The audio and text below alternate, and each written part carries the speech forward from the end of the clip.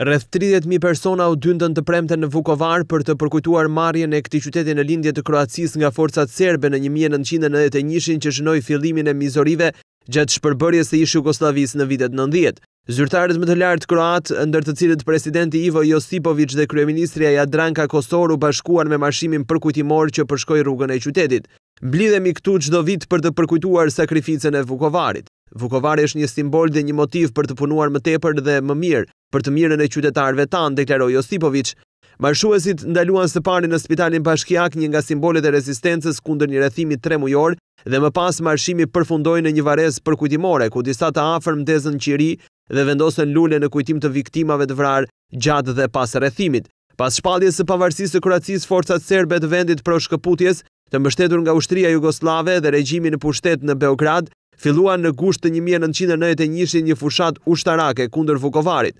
Rreth 1800 vullnetar kroat të pajisur kryesisht me armë të lehta rezistuan deri më 18 nëntor.